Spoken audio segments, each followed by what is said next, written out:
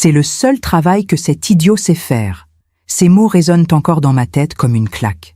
Je les ai entendus il y a 3 ans, mais certaines phrases ne s'effacent jamais. Elles restent gravées, comme une cicatrice invisible que personne ne voit, mais que vous sentez chaque jour. Ce matin-là, j'étais heureuse. Vraiment heureuse. Mon fils Edgar commençait son premier jour de travail dans l'entreprise de son beau-père. Après 5 années d'études en administration, après tous ses sacrifices, tous ses investissements, il allait enfin montrer ce qu'il valait. J'avais même choisi une tenue élégante pour l'occasion. Un tailleur bleu marine que je gardais pour les moments importants. Je voulais être fière. Je voulais qu'il soit fier. Je m'appelle Ethel Pasquier. J'ai 68 ans aujourd'hui, et voici l'histoire que j'ai portée seule pendant bien trop longtemps. Edgar est mon fils unique. Son père est mort quand il avait 12 ans, cancer foudroyant, 6 mois entre le diagnostic et l'enterrement. Je me suis retrouvée seule avec un garçon sensible, intelligent, mais tellement fragile. J'ai tout fait pour qu'il ait ce que son père aurait voulu lui offrir. La meilleure éducation, les meilleures opportunités, la confiance en lui. J'ai vendu notre maison de campagne pour financer ses études. J'ai travaillé comme comptable dans 3 cabinets différents, parfois le soir, parfois le week-end. Mais je ne me suis jamais plainte. Jamais. Parce qu'un diplôme, c'est une armure. C'est une dignité que personne ne peut vous enlever. Du moins, c'est ce que je croyais. Quand Edgar m'a présenté Camille, j'ai essayé de l'aimer. Vraiment. Elle était jolie, bien élevée, fille unique d'un homme d'affaires prospère. Monsieur Devreux possédait une entreprise de fournitures industrielles. Rien de glamour, mais solide, rentable. Edgar était amoureux. Il me parlait d'elle avec des étoiles dans les yeux, comme si elle était la seule femme au monde capable de le comprendre. Moi, j'ai vu autre chose. J'ai vu la façon dont elle le corrigeait en public, la manière dont elle riait un peu trop fort quand il se trompait de mots, les regards qu'elle échangeait avec son père quand Edgar parlait de ses projets. Mais je me suis tue, parce qu'une mère qui critique la femme de son fils devient vite l'ennemi, et je ne voulais pas le perdre. Le mariage a eu lieu dans le jardin des Devereux, un domaine magnifique à Fontainebleau, avec des rosiers anciens et une fontaine en pierre. J'ai souri sur toutes les photos. J'ai porté un toast élégant. Et quand Edgar m'a embrassé en murmurant « Merci pour tout, maman », j'ai pensé que peut-être, je m'étais trompée sur Camille. 2 ans plus tard, Edgar a terminé son master en administration des entreprises. Mention très bien. J'ai encadré son diplôme moi-même, cadre en chêne massif, sobre et élégant. Je l'ai accroché dans mon salon, juste au-dessus du piano que son père lui avait offert. Ce diplôme, c'était notre victoire. La sienne, la mienne, celle de son père aussi, quelque part. Monsieur Devreux a proposé à Edgar un poste dans son entreprise. Directeur adjoint, avait-il dit. Edgar était aux anges. Camille aussi, apparemment. Moi, j'étais soulagée. Enfin, mon fils allait avoir sa place, sa reconnaissance. Le premier jour, je n'ai pas pu résister. Je sais, une mère ne devrait pas débarquer comme ça, sans prévenir. Mais j'avais apporté des croissants frais de la boulangerie Le Nôtre, ceux qu'Edgar adorait quand il était petit. Je voulais juste lui souhaiter bonne chance, juste voir son sourire. Je suis arrivée vers 10 heures. L'entreprise était un bâtiment gris, fonctionnel, avec un parking trop grand et des murs qui sentaient le neuf mal vieilli. J'ai demandé à la réceptionniste où était Edgar. Elle a eu l'air gênée. « Monsieur Edgar ?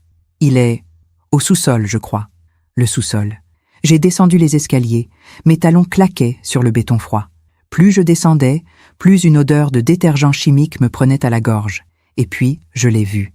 Mon fils, mon Edgar, à genoux, avec un seau et une brosse. Il nettoyait les toilettes. J'ai cru que mon cœur s'arrêtait. Camille était là, debout près de la porte, les bras croisés. Elle souriait. Pas un sourire gêné. Non, un sourire amusé. Comme si la scène était divertissante. Et puis j'ai entendu la voix de Monsieur Devreux derrière moi. C'est le seul travail que cet idiot sait faire. Il riait. Il riait en disant ça. Edgar a levé les yeux. Il m'a vu. Et j'ai vu quelque chose se briser en lui. Ses yeux se sont remplis de larmes. Pas de colère. De honte. Une honte si profonde qu'il a baissé la tête immédiatement, comme un enfant pris en faute. Je n'ai rien dit. Je suis restée là, figée, avec mon sac de croissants à la main, incapable de respirer. Puis, je suis remontée. J'ai traversé le hall. Je suis sortie. Et une fois dans ma voiture, j'ai composé un numéro. Celui de mon avocat. Parfois, on fait confiance à ceux qui ne la méritent pas. Et vous, Avez-vous déjà été déçu par quelqu'un que vous aimiez? Racontez-moi votre histoire dans les commentaires, j'aimerais vous lire. Pour comprendre ce qui s'est passé ce jour-là, il faut que je vous raconte qui était Edgar. Qui il est toujours, d'ailleurs. Parce qu'une humiliation ne change pas l'essence d'une personne, elle révèle juste la cruauté des autres. Edgar est né un mardi matin de mars, sous une pluie fine qui tambourinait contre les vitres de la maternité. Mon mari, Philippe, a pleuré en le tenant pour la première fois. Je n'avais jamais vu cet homme pleurer, même pas à l'enterrement de sa propre mère, mais devant ce petit être fragile, il a craqué. Il nous ressemble déjà, avait-il murmuré. Et c'était vrai.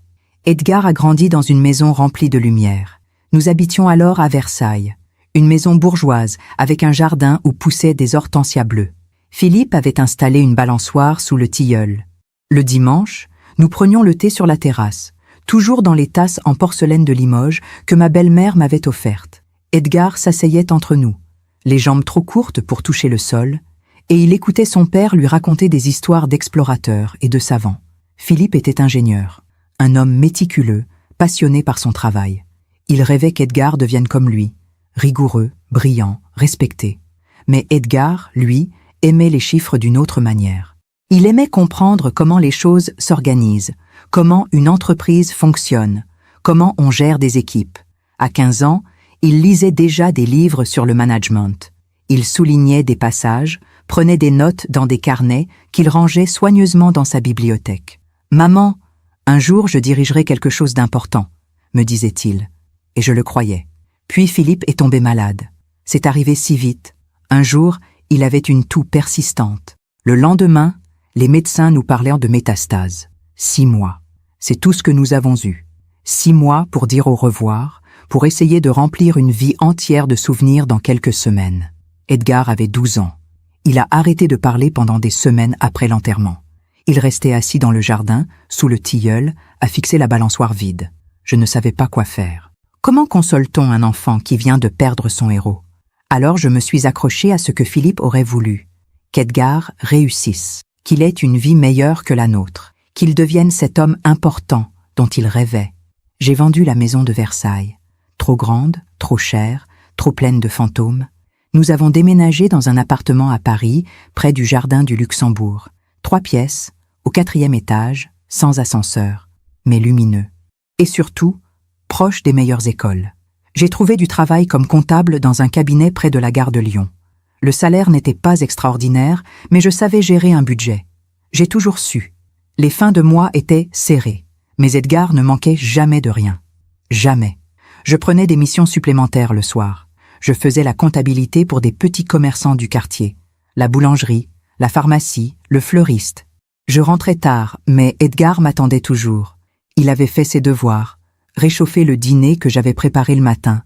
Nous mangions ensemble, et il me racontait sa journée, ses cours, ses projets, ses rêves. « Maman, tu crois que papa serait fier de moi ?»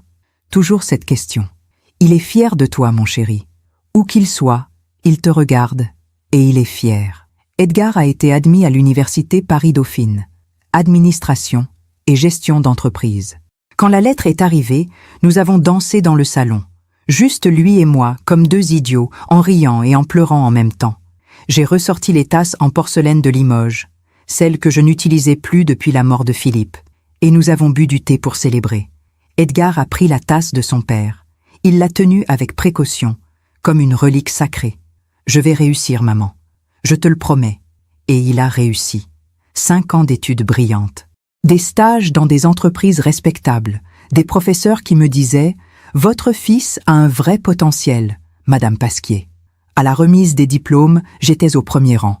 Edgar a cherché mon regard dans la foule. Quand nos yeux se sont croisés, il a souri. Ce sourire que je connaissais depuis qu'il était tout petit. Le sourire qui disait « On l'a fait, maman, ensemble. » J'ai encadré son diplôme le jour même. Cadre en chêne massif. Je l'ai accroché au-dessus du piano de Philippe. Chaque fois que je le regardais, je voyais tout ce qu'il représentait. Les nuits blanches, les sacrifices, les rêves de Philippe, la promesse d'un avenir meilleur. Ce diplôme, c'était notre dignité. Et 3 ans plus tard, j'ai vu mon fils à genoux avec une brosse à toilette dans les mains, pendant que son beau-père le traitait d'idiot. Vous comprenez maintenant pourquoi je n'ai rien dit ce jour-là? parce que certaines douleurs sont trop grandes pour être exprimées avec des mots, parce que j'avais besoin de réfléchir, et parce que la vengeance ne se crie pas, elle se prépare. Pendant que je raconte tout cela, je me demande d'où vous m'écoutez. Écrivez le nom de votre ville en commentaire. Camille est entrée dans notre vie un après-midi d'octobre. Edgar m'avait téléphoné 3 jours avant, la voix tremblante d'excitation. « Maman, il faut que je te présente quelqu'un d'important. » J'avais senti mon cœur se serrer. Pas de jalousie. Non, ce n'était pas ça. Plutôt une inquiétude instinctive, ce genre de pressentiment qu'une mère ressent dans ses os.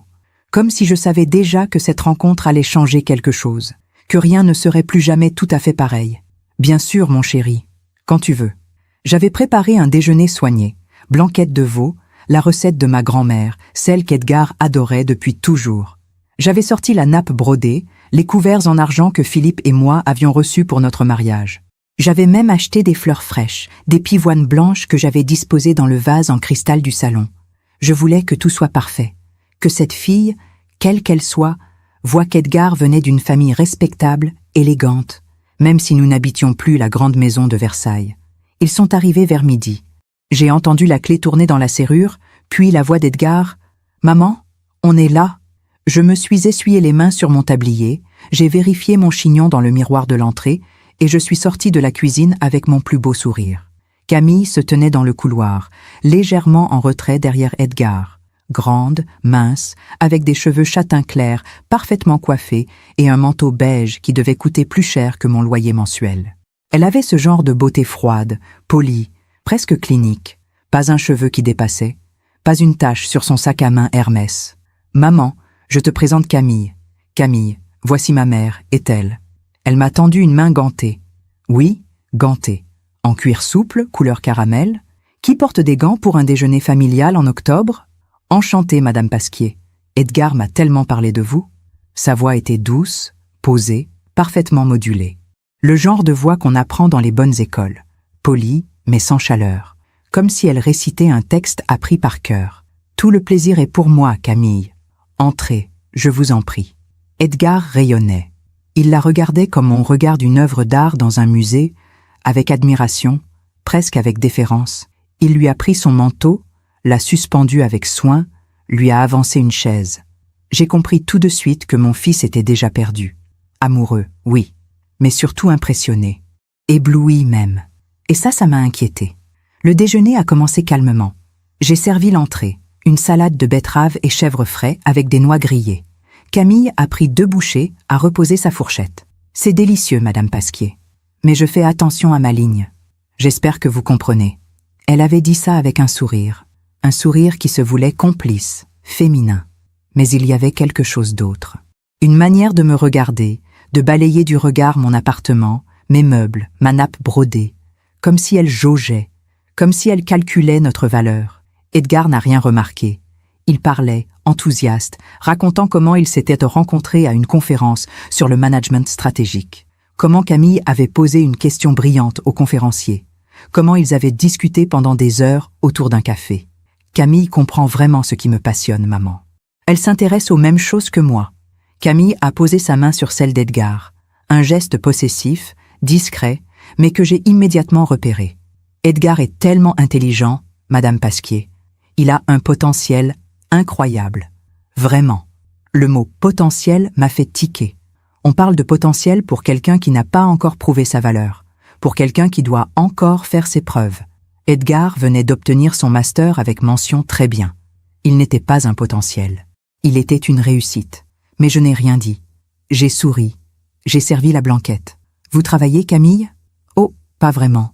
Mon père préfère que je me concentre sur des projets personnels. Je fais un peu de bénévolat. J'organise des événements culturels pour l'association de maman. Mais rien de professionnel, vous savez. Papa dit qu'une femme de notre milieu n'a pas besoin de travailler si elle ne le souhaite pas. Notre milieu. Ces 2 mots ont flotté dans l'air comme une insulte déguisée. Parce que moi, j'avais travaillé. J'avais travaillé toute ma vie pour élever mon fils, pour payer ses études, pour qu'il ait exactement ce qu'elle avait reçu sans effort. Une éducation, des opportunités, une dignité. Edgar a rempli nos verres de vin, un Bordeaux que j'avais acheté spécialement pour l'occasion. Camille a à peine trempé ses lèvres. C'est généreux, Madame Pasquier, mais je ne bois jamais pendant la journée. Ça me donne mal à la tête. Puis elle s'est tournée vers Edgar. Chérie, tu devrais faire attention aussi. Tu sais que ton père disait toujours que l'alcool à midi ralentit la productivité. Ton père? Elle parlait déjà de Philippe comme si elle l'avait connu. Comme si elle avait le droit de le citer, de parler en son nom. Edgar a hoché la tête, docilement. Il a reposé son verre. C'est à ce moment-là que j'ai compris. Cette fille ne cherchait pas un égal. Elle cherchait quelqu'un à modeler. Quelqu'un de brillant mais malléable. Quelqu'un qu'elle pourrait contrôler. Et Edgar, avec sa gentillesse, sa sensibilité, son besoin d'être aimé, il était parfait pour ça. Après le dessert, une tarte tatin qu'elle n'a pas touchée, Camille s'est levée pour aller aux toilettes. Edgar en a profité pour se pencher vers moi, les yeux brillants. « Alors, maman, qu'est-ce que tu en penses? Elle est extraordinaire, non ?» J'ai regardé mon fils, ce garçon que j'avais élevé seul. Ce garçon qui avait pleuré dans mes bras après la mort de son père. Ce garçon qui me faisait réchauffer le dîner quand je rentrais tard du travail. Ce garçon qui avait promis de rendre son père fier. Et j'ai menti. Elle a l'air charmante, Edgar. Tu crois que papa l'aurait aimée? Ma gorge s'est serrée. Philippe aurait vu clair en elle en 5 minutes. Il aurait repéré la condescendance, la manipulation douce, ce besoin de tout contrôler sous des apparences polissées. Je pense que ton père voulait surtout que tu sois heureux.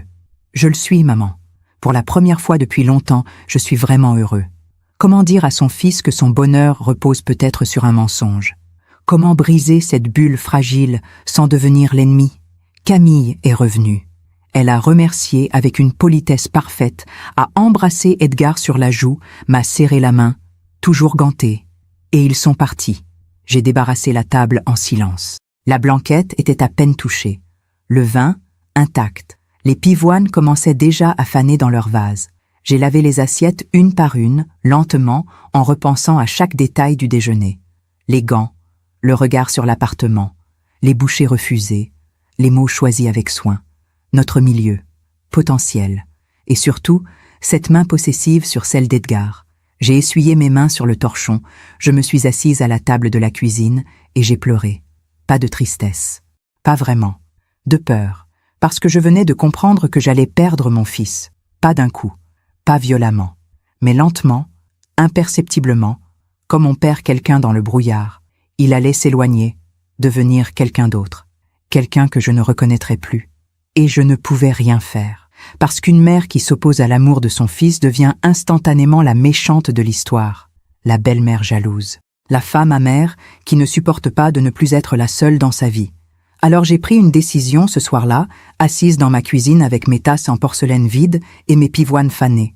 Je me tairais, j'observerais, et je serais là quand il aurait besoin de moi, parce que j'étais certaine, et je détestais avoir raison, qu'un jour il aurait besoin de moi. 3 mois plus tard, Edgar m'a annoncé leur fiançailles. 6 mois après, ils se mariaient dans le domaine des Devereux. Et moi, j'ai continué à sourire sur les photos. En attendant.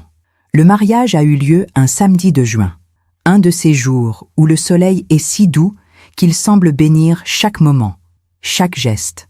Le domaine des Devereux ressemblait à une carte postale.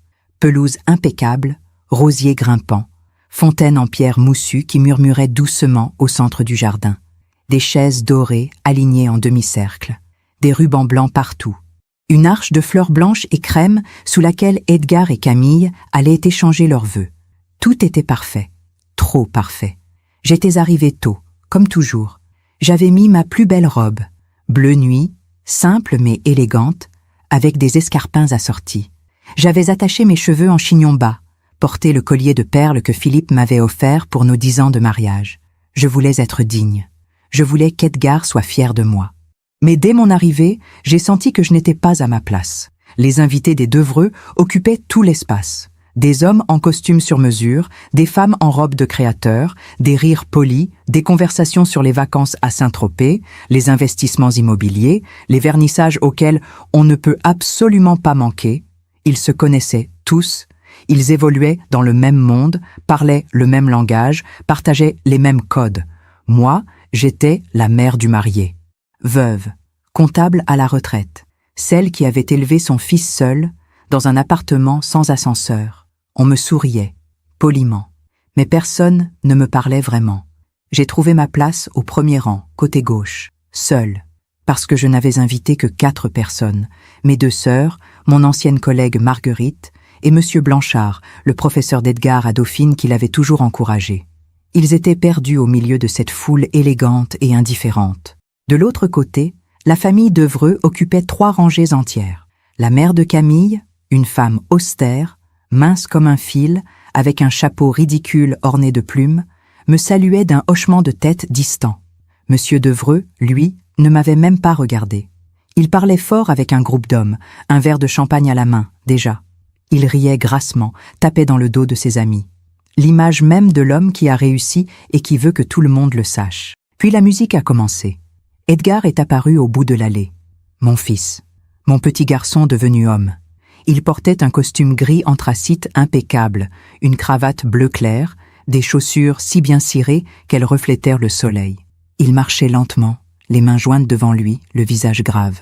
Mais quand nos regards se sont croisés, il a souri. Ce sourire discret, presque timide, que je connaissais si bien. J'ai senti mes yeux se remplir de larmes. Des larmes de fierté, oui. Mais aussi de peur, parce que je savais que ce jour marquait un tournant, qu'après cette cérémonie, Edgar ne m'appartiendrait plus vraiment, qu'il entrerait dans une autre famille, un autre monde. Puis Camille est apparue au bras de son père. Elle était magnifique, évidemment. Robe de dentelle ivoire, traîne de 3 mètres, voile brodé de perles minuscules. Elle marchait avec une assurance tranquille, le menton légèrement relevé, comme une reine allant prendre possession de son trône. Monsieur Devreux bombait le torse, souriant à la foule comme s'il offrait le plus beau des cadeaux.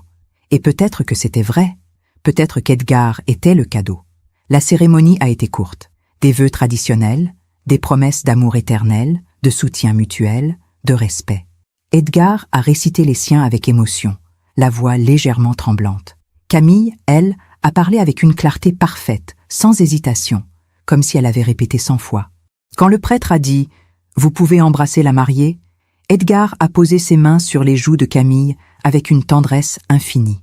Elle s'est laissée faire, souriante, contrôlée. Et moi, j'ai applaudi avec tout le monde en essuyant discrètement mes larmes. Le cocktail a suivi. Champagne, petit four délicat, serveur en veste blanche qui circulait avec des plateaux d'argent. Je me suis retrouvée debout près d'un rosier, un verre à la main que je ne buvais pas, observant Edgar naviguer dans la foule. Il serrait des mains, embrassait des joues, remerciait les invités. Camille ne le quittait pas d'une semelle.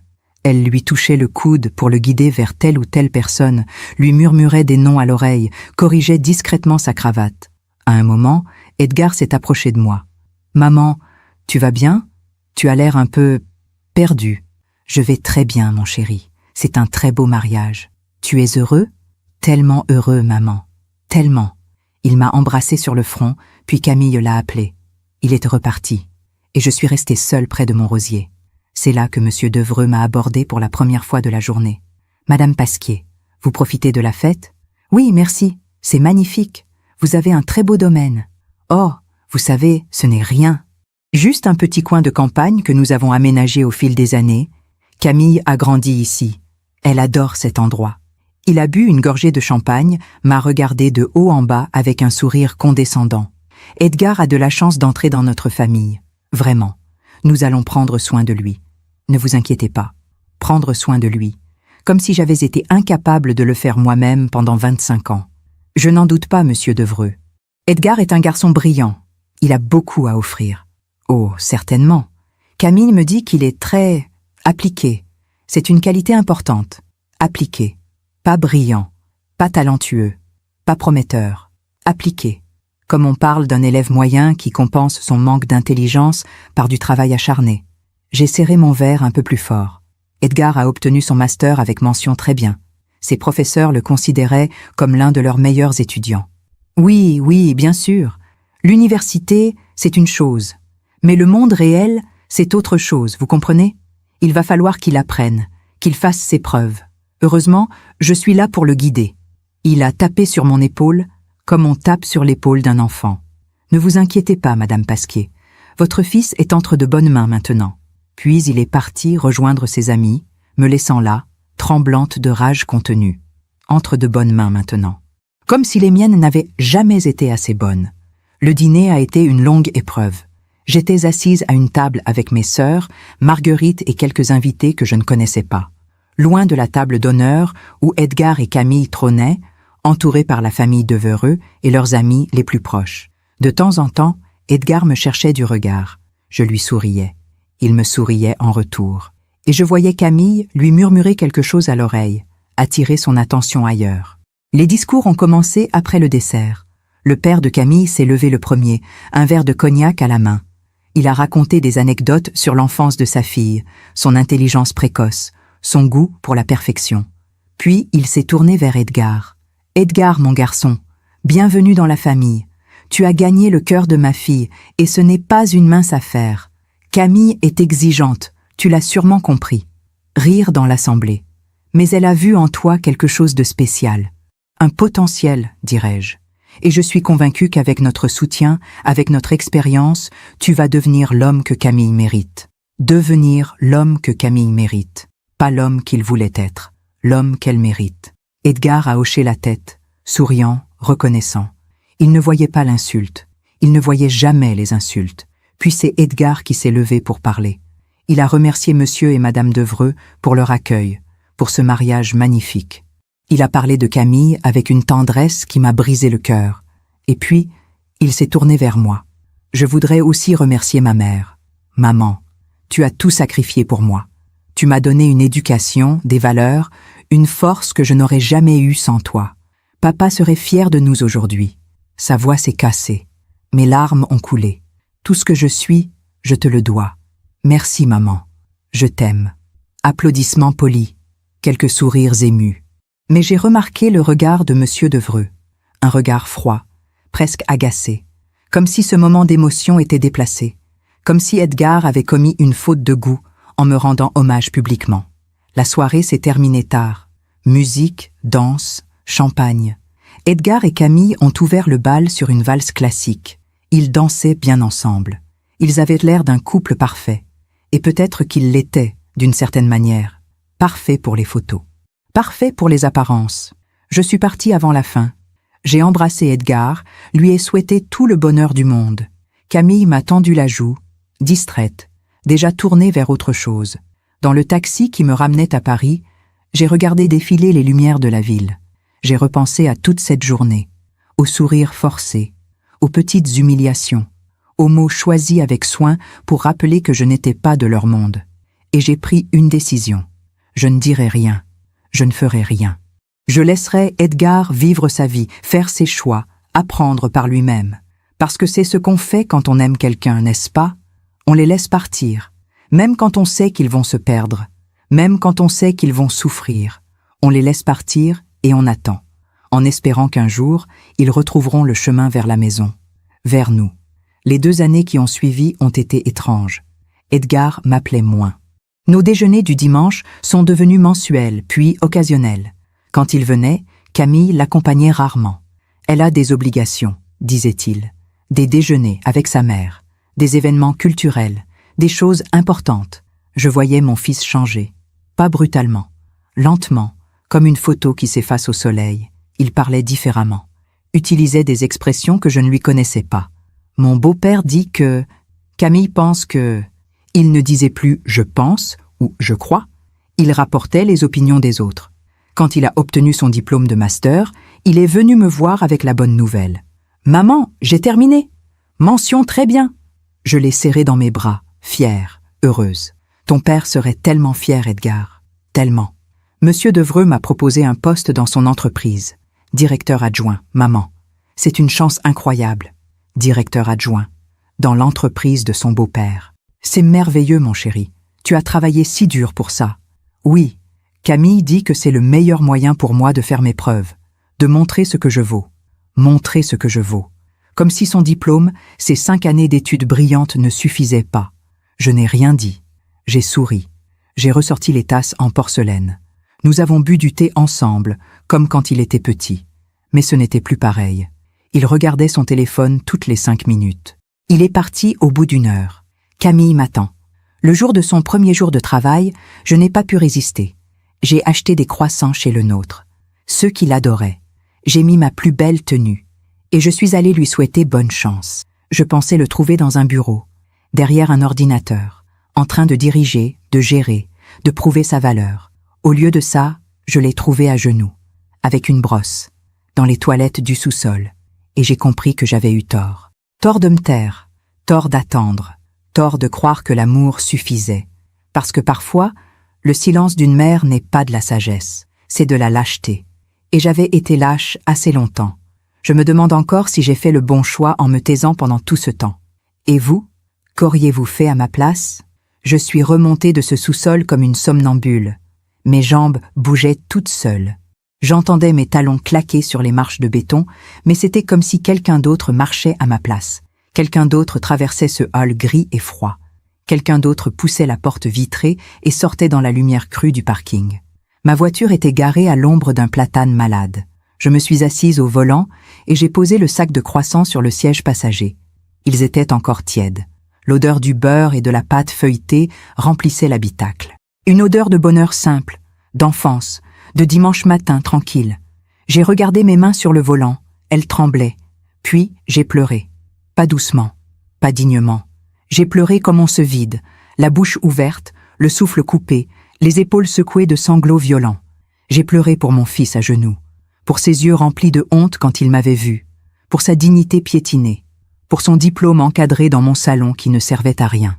J'ai pleuré pour toutes ces années de sacrifice, pour la maison de Versailles vendue, pour les nuits où je travaillais tard pendant qu'Edgar dormait, pour les repas économiques, les vacances annulées, les vêtements portés jusqu'à la corde, pour Philippe qui n'était plus là pour protéger son fils. Et puis, au milieu des larmes, quelque chose s'est cristallisé dans ma poitrine. Quelque chose de froid et de dur, comme du verre brisé. De la colère. Une colère que je n'avais jamais ressentie de ma vie. Pas même quand Philippe était mort. Pas même quand je m'étais retrouvée seule avec un enfant de 12 ans et des factures que je ne savais pas comment payer. Cette colère-là était différente. Elle était pure, lucide, presque chirurgicale. J'ai essuyé mes yeux. J'ai sorti mon téléphone de mon sac. Et j'ai composé un numéro que je connaissais par cœur. Cabinet Levasseur, bonjour. Bonjour, c'est Ethel Pasquier. J'aimerais parler à Maître Levasseur, s'il vous plaît. Un instant, je vous prie. Maître Antoine Levasseur était mon avocat depuis 15 ans. C'est lui qui avait géré la succession de Philippe, la vente de la maison de Versailles, quelques contentieux mineurs avec des propriétaires peu scrupuleux. Un homme méticuleux, discret, efficace et surtout, loyal. Ethel? Quelle surprise! Tout va bien? Sa voix était chaleureuse, un peu inquiète. Nous ne nous étions pas parlé depuis 2 ans. Non, Antoine, tout ne va pas bien. J'ai besoin de vous voir, aujourd'hui si possible. Aujourd'hui? C'est urgent? Il y a eu un silence. Puis, 15 heures, ça vous va? Parfaitement. Merci, Antoine. J'ai raccroché, j'ai démarré la voiture, et je suis rentré chez moi. Dans mon appartement, j'ai enlevé ma veste, mes chaussures. Je me suis assise à la table de la cuisine, avec une tasse de thé, toujours les tasses en porcelaine de Limoges, et j'ai réfléchi. Qu'est-ce que je voulais exactement? Venger Edgar? Oui. Humilier Monsieur Devereux? Peut-être. Mais surtout, je voulais rendre sa dignité à mon fils. Je voulais qu'il comprenne qu'il valait mieux que ça, qu'il n'avait pas besoin de cette famille pour réussir, qu'il était brillant, capable, digne de respect. Et pour ça, il fallait que je sois intelligente, stratégique, patiente. Exactement ce que Philippe m'avait toujours dit. La vengeance à chaud brûle celui qui la porte. La vengeance froide, elle, transforme le monde. À 15 heures précises, j'étais dans le bureau de Maître Levasseur. Un bureau classique, boiserie sombre, bibliothèque remplie de codes juridiques reliés en cuir rouge. L'odeur du papier ancien et du café fort. Antoine s'est levé pour m'accueillir. La soixantaine élégante, cheveux gris argentés, lunettes fines, costume anthracite impeccable. Il m'a serré la main avec chaleur. Ethel, asseyez-vous, je vous en prie. Vous avez l'air tourmenté. Je le suis, Antoine. Je lui ai raconté tout. Le mariage, les 2 années de distance croissante, le premier jour de travail d'Edgar, la scène dans le sous-sol, les mots de Monsieur Devereux, le rire de Camille. Antoine m'écoutait en silence, les doigts croisés sous le menton. Quand j'ai eu fini, il a soupiré longuement. C'est odieux, Ethel, vraiment odieux. Mais dites-moi, que voulez-vous que je fasse? Je veux acheter son entreprise. Le silence s'est abattu dans le bureau comme une pierre dans un puits. Antoine a cligné des yeux. Pardon?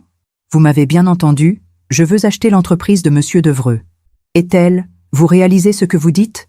Une acquisition d'entreprise, ce n'est pas quelque chose qui se fait sur un coup de tête. Il faut des capitaux considérables, une due diligence approfondie, des négociations qui peuvent prendre des mois. J'ai de l'argent, Antoine. Il m'a regardé avec surprise. Vous avez... Philippe avait une assurance vie dont je ne vous ai jamais parlé. Et ces 15 dernières années, je n'ai presque rien dépensé. J'ai investi, avec prudence, mais régulièrement.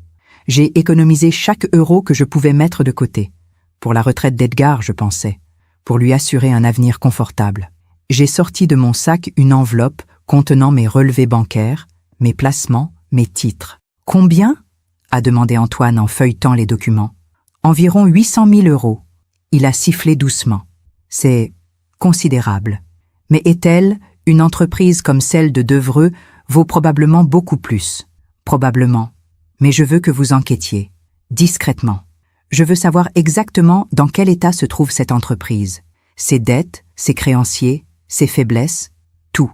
Antoine a posé les documents sur son bureau. Il m'a regardé longuement. Est-elle? Je vous connais depuis 15 ans. Vous n'êtes pas une femme impulsive. Vous êtes sûre de ce que vous faites? Absolument. Et Edgar? Il est au courant? Non. Et il ne le sera pas avant que ce soit nécessaire. Si vous achetez l'entreprise de son beau-père, son mariage explosera, je sais. Et vous êtes prête à assumer ça? J'ai pensé à Edgar à genoux, à ses larmes, à sa honte. Oui. Antoine a hoché la tête lentement. Très bien. Je vais mettre quelqu'un là-dessus. Un enquêteur discret. Quelqu'un qui sait fouiller dans les bilans sans faire de bruit. Ça va prendre du temps. Prenez le temps qu'il faut.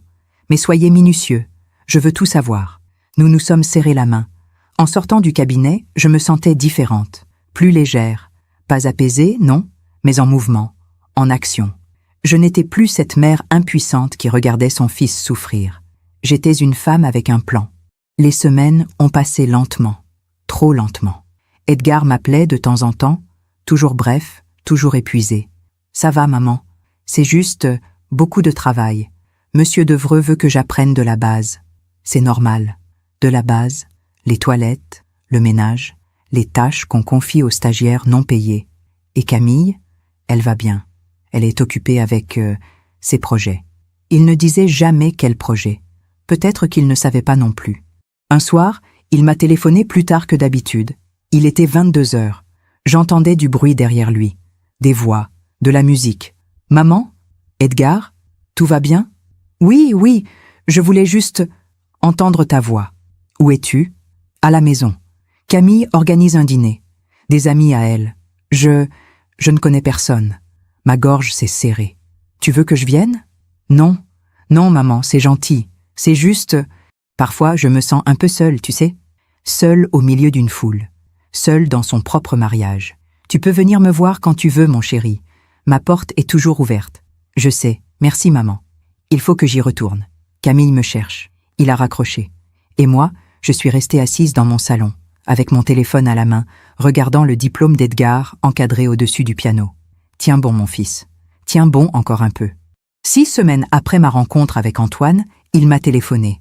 Est-elle? J'ai des nouvelles. Pouvez-vous passer au cabinet demain? Bonne ou mauvaise nouvelle? Ça dépend de quel point de vue on se place. Pour vous? Excellente. Pour Monsieur Devereux? Catastrophique. Mon cœur s'est accéléré. Je serai là demain à 10 heures.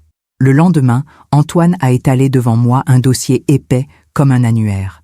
Voilà ce que nous avons découvert. L'entreprise Devereux Fournitures Industrielles est au bord du gouffre. Comment ça?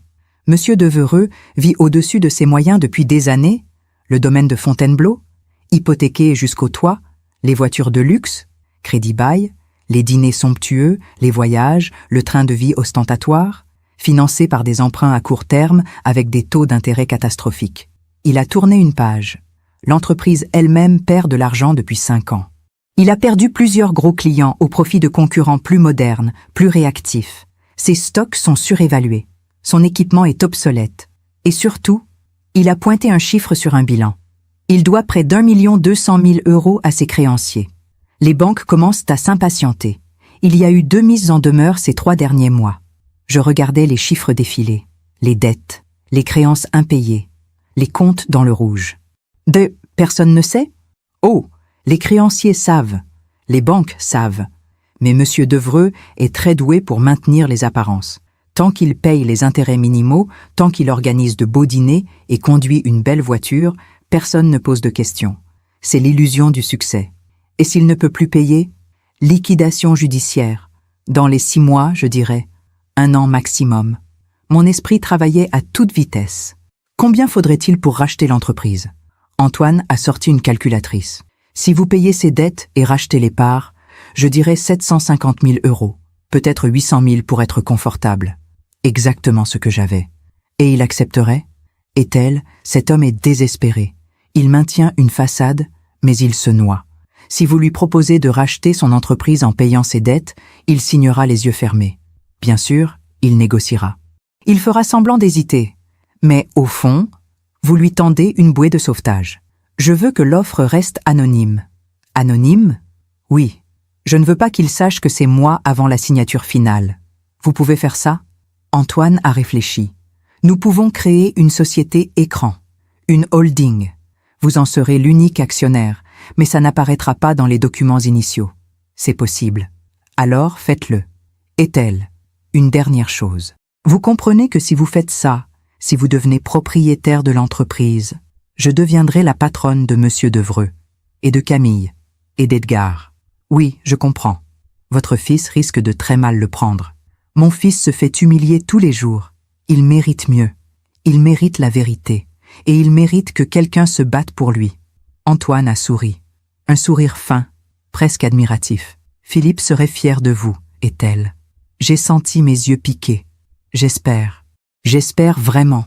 Les choses se sont mises en place avec une efficacité terrifiante.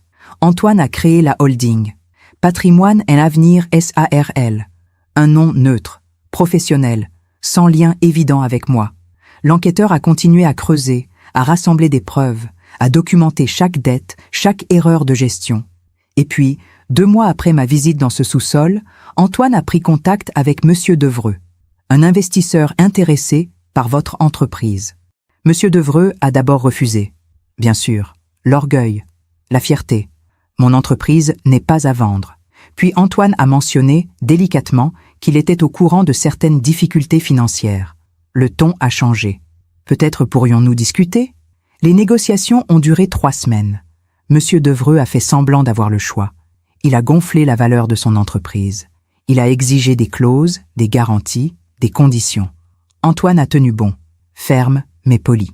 Notre client est prêt à payer vos dettes, à reprendre votre personnel, à maintenir l'activité, mais à nos conditions.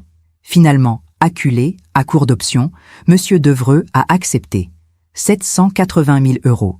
Dette payée. Entreprise rachetée. Contrat signé. Le jour de la signature finale, j'ai mis ma plus belle tenue. Tailleur bleu marine, escarpin noir, collier de perles, les mêmes que pour le mariage d'Edgar. J'ai retrouvé Antoine dans une salle de réunion feutrée d'un cabinet notarial près de l'opéra. M. Devreux était déjà là, en costume gris, l'air fatigué mais soulagé. Il pensait qu'il s'en sortait bien, qu'il gardait la face. Il ne m'a pas reconnu tout de suite, ou peut-être qu'il ne m'a jamais vraiment regardé. « Monsieur Devreux, » a dit Antoine, « permettez-moi de vous présenter l'actionnaire unique de Patrimoine et Avenir SARL, votre nouvelle patronne, Madame Ethel Pasquier. » J'ai vu son visage changer. D'abord la confusion, puis la reconnaissance, puis l'incrédulité, puis la panique. « Madame Pasquier? Bonjour, Monsieur Devreux. » J'ai tendu la main. Il ne l'a pas prise. C'est une plaisanterie. Pas du tout. Les documents sont en ordre. Maître Levasseur, si vous voulez bien. Antoine a fait glisser le contrat devant Monsieur Devreux. Vous avez déjà signé, monsieur. Tout est légal, je vous assure. Mais pourquoi? J'ai souri. Calmement, sereinement. Parce que vous avez traité mon fils comme une serpillière. Et parce que, contrairement à vous, j'ai su gérer mon argent. Il a ouvert la bouche, l'a refermée. Vous ne pouvez pas faire ça. C'est déjà fait. Edgar ne vous pardonnera jamais. Camille devra s'habituer à avoir une nouvelle hiérarchie. Tout comme vous. J'ai ramassé mon sac. Vous commencez lundi, 8 heures. Ne soyez pas en retard. Commencez. Mais je ne travaille plus pour... Oh si. Je garde tout le personnel, y compris vous. Après tout, vous connaissez bien l'entreprise, n'est-ce pas? Bien sûr, votre poste change. Vous ne serez plus directeur général. Edgar le sera. Edgar? Oui, mon fils, celui qui a un master en administration avec mention très bien, celui qui mérite ce poste depuis le début. J'ai fait quelques pas vers la porte, puis je me suis retourné. Ah! Et monsieur Devreux? Si vous cherchez du travail lundi matin, les toilettes du sous-sol sont toujours à nettoyer. C'est le seul travail que vous semblez comprendre vraiment. Je suis sorti. Derrière moi, j'ai entendu un bruit sourd. Monsieur Devreux venait de s'effondrer sur sa chaise. Je suis rentré chez moi dans un état second. Pas euphorique, pas triomphante, juste vide. Comme après une longue maladie, quand la fièvre tombe et qu'il ne reste que la fatigue. J'ai posé mon sac sur la console de l'entrée, enlevé mes chaussures, préparé du thé dans une des tasses en porcelaine. Par automatisme, par rituel. Je me suis assise dans le salon, face au diplôme d'Edgar, et j'ai bu lentement, en silence. Qu'est-ce que je venais de faire? J'avais dépensé toutes mes économies. 15 ans d'épargne. Le fruit de tous mes sacrifices, de toutes mes nuits de travail supplémentaires, de tous ces repas simples et de ces vacances inexistantes. J'avais acheté une entreprise au bord de la faillite. J'avais humilié publiquement le beau-père de mon fils. Et dans quelques heures, quelques jours tout au plus, Edgar allait l'apprendre. Comment réagirait-il? Serait-il soulagé? En colère? Blessé? Me remercierait-il ou me reprocherait-il d'avoir détruit son mariage? Je ne savais pas. Et cette incertitude me terrifiait plus que tout. Mon téléphone a vibré. Un message d'Antoine. C'est fait. Document enregistré. Vous êtes officiellement propriétaire. Félicitations, madame la directrice. Madame la directrice. J'ai souri malgré moi. Moi, Ethel Pasquier, veuve, ancienne comptable, mère célibataire qui avait élevé son fils dans un appartement de 3 pièces sans ascenseur, propriétaire d'une entreprise, patronne de l'homme qui avait humilié mon fils. La vie avait parfois un sens de l'ironie déconcertant. Le dimanche suivant, Edgar m'a téléphoné. Sa voix était étrange, tendue. « Maman, je peux passer te voir ?»« Bien sûr, mon chéri, quand tu veux. »« Maintenant, il est à peine 9 heures du matin. Je sais, j'ai besoin de te parler. Mon cœur s'est serré. D'accord, viens, je prépare le petit déjeuner. » Il est arrivé 20 minutes plus tard, en jean et pull gris, pas rasé, les yeux cernés. Il avait l'air d'avoir passé une nuit blanche. Je lui ai ouvert. Il est entré sans un mot, s'est assis à la table de la cuisine. J'ai posé devant lui une tasse de café. Il ne buvait plus de thé depuis son mariage. Camille dit que le café est plus professionnel. Et des tartines. Tu as mangé? Non. Mange. Il a pris une tartine, l'a grignotée mécaniquement. Puis, il a levé les yeux vers moi. Maman, il se passe quelque chose d'étrange à l'entreprise. J'ai senti ma gorge se serrer. C'était le moment. Ah oui? Quoi donc? Monsieur Devreux a organisé une réunion d'urgence vendredi soir. Tout le personnel. Il avait l'air bizarre, comme malade. Il a annoncé que l'entreprise avait été rachetée. Rachetée? Je jouais l'étonnement. Mal, probablement. Oui, par une holding. Patrimoine and Avenir, un truc comme ça. Il a dit que le nouveau propriétaire prendrait ses fonctions lundi, que tout le personnel serait maintenu. Mais il ne voulait pas dire qui c'était. Edgar a bu une gorgée de café. Camille était furieuse. Elle a crié sur son père pendant 1 heure.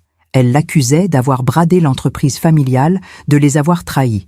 Lui répétait qu'il n'avait pas eu le choix, que c'était ça ou la faillite. Il a secoué la tête. « Je ne comprends rien, maman. Comment une entreprise aussi solide peut-elle être rachetée comme ça, du jour au lendemain? » Solide. Il croyait encore que l'entreprise était solide. « Edgar, tu connais vraiment l'état financier de cette entreprise ?» Il m'a regardé avec surprise. « Quoi? As-tu déjà vu les bilans? Les comptes? Les dettes? » « Non, Monsieur Devreux dit que je dois d'abord apprendre le terrain, que les chiffres viendront plus tard. Le terrain, les toilettes. Mon chéri, cette entreprise n'est pas solide. Elle ne l'a jamais été. Comment tu peux savoir ça? Je me suis assise en face de lui. J'ai pris sa main dans la mienne. Elle était froide. Parce que c'est moi qui l'ai rachetée. Le silence. Un silence si épais qu'on aurait pu le couper au couteau. Edgar me regardait. Bouche ouverte. Yeux écarquillés. Comme si je venais de parler en chinois. Quoi? C'est moi, Edgar. Patrimoine et avenir. C'est ma société. J'ai racheté l'entreprise de ton beau-père. Tu plaisantes. Non. Il a retiré sa main, s'est levé, a fait 3 pas en arrière. Non, non, ce n'est pas possible. Tu n'as pas cet argent. Tu ne peux pas avoir. J'ai épargné pendant 15 ans. L'assurance vie de ton père, mes économies, tout ce que je gagnais en plus de ce dont nous avions besoin. Je l'ai investi, prudemment.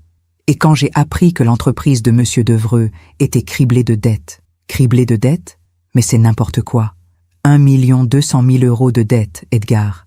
Des créanciers qui menacent, des banques qui s'impatientent, une faillite programmée dans moins d'1 an. Il secouait la tête, incrédule. Non, non, Monsieur Devreux aurait dit quelque chose. Camille savait. Quoi? Elle savait que son père était au bord du gouffre. Pourquoi crois-tu qu'elle t'a épousé, Edgar? Il a reculé comme si je l'avais giflé. Comment oses-tu? Tu avais un diplôme brillant, une mère qui avait de l'argent, du moins c'est ce qu'il pensait. Tu étais la bouée de sauvetage parfaite, intelligent, travailleur, malléable. Quelqu'un qui ne poserait pas trop de questions, quelqu'un qui obéirait. Arrête, quelqu'un qu'on pourrait mettre à genoux avec une brosse à toilette sans qu'il se rebelle. Arrête! Edgar criait. Il ne criait jamais. Ses yeux brillaient de larmes contenues. Tu mens, parce que tu n'as jamais aimé Camille, parce que tu es jalouse, parce que tu ne supportes pas que j'aie une vie sans toi. Chaque mot était un coup de poignard, mais je devais tenir bon. Edgar, assieds-toi, s'il te plaît. Non, assieds-toi et écoute-moi. Il est resté debout, tremblant, les poings serrés. Mais il s'est tu. Le jour de ton premier travail, je suis venu te voir, avec des croissants de chez le nôtre, ceux que tu aimais quand tu étais petit.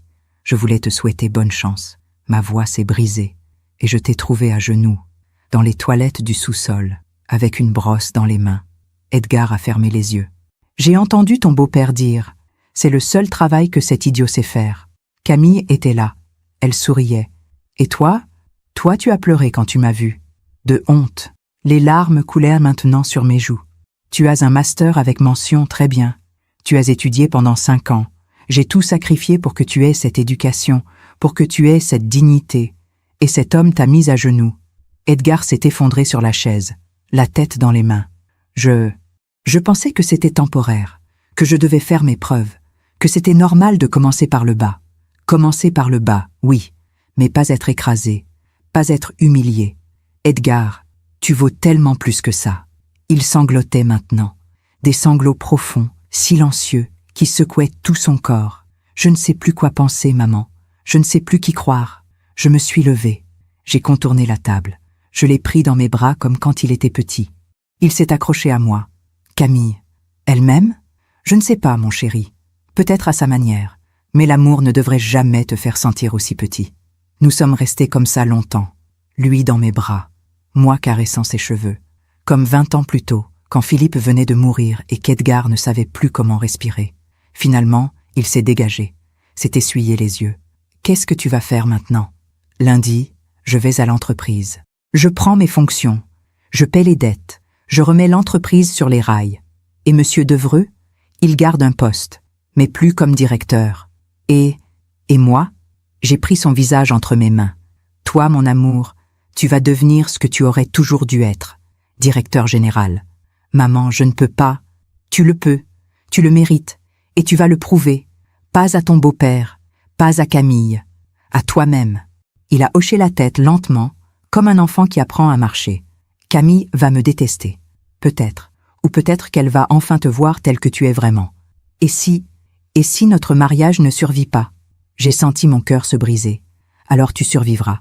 Parce que tu es fort, parce que tu es brillant, parce que tu es mon fils. Il est parti 1 heure plus tard, moins tremblant, toujours confus, mais différent, comme si quelque chose s'était réveillé en lui.